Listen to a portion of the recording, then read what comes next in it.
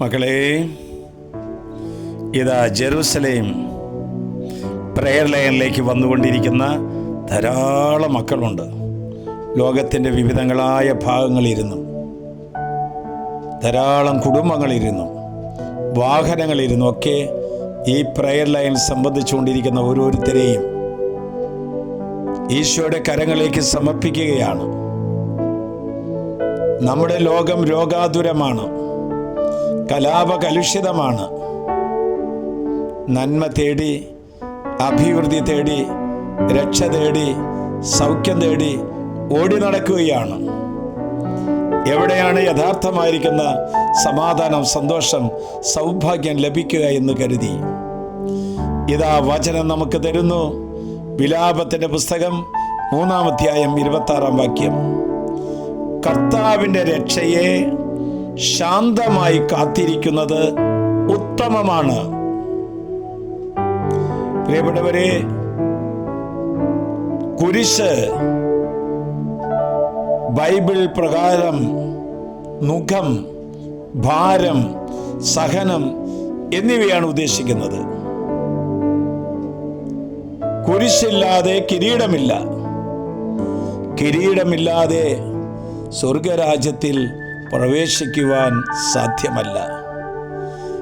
കർത്താവിൻ്റെ രക്ഷ കുരിശിലൂടെയാണ് നേടിയെടുത്തത്.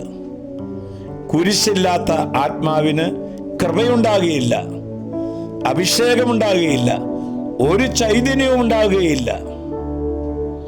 സഹനങ്ങളും വേദനകളും സന്തോഷകരമാക്കുന്നത് സ്നേഹത്തിൻ്റെ ആഴമനുസരിച്ചിട്ടാണ്.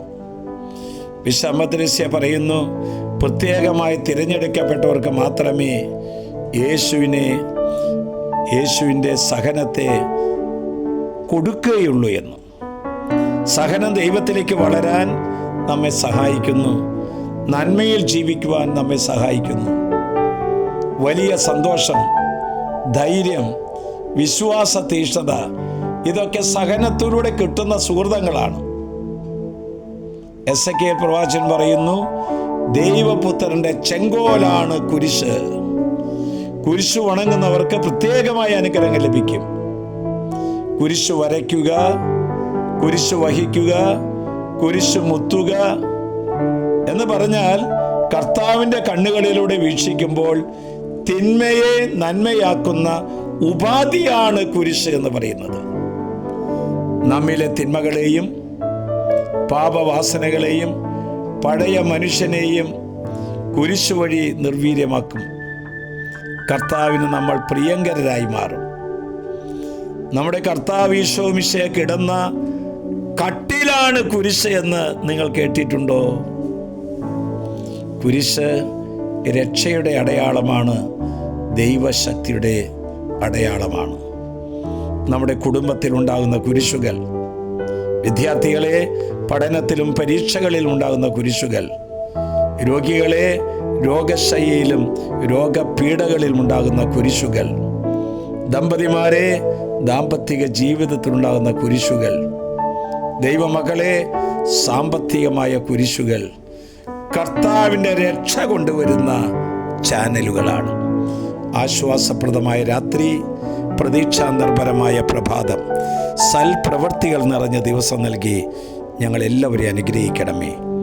നമ്മുടെ കർത്താവ് ഈശോ മിശിഹായുടെ കൃപയും പിതാവായ ദൈവത്തിൻ്റെ സ്നേഹവും പരിശുദ്ധാത്മാവിന്റെ സഹവാസവും ഈ പ്രയർ ലൈനിൽ സംബന്ധിക്കുന്നവരും ഇത് മറ്റുള്ളവർക്ക് ഷെയർ ചെയ്യുന്നവർക്കും അവരിലൂടെ അനേകായിരങ്ങൾക്ക് എത്തിച്ചേർന്നവരിലേക്കും വലിയ ദൈവകൃപ ഉണ്ടാകട്ടെ എന്ന് പ്രാർത്ഥിക്കുന്നു.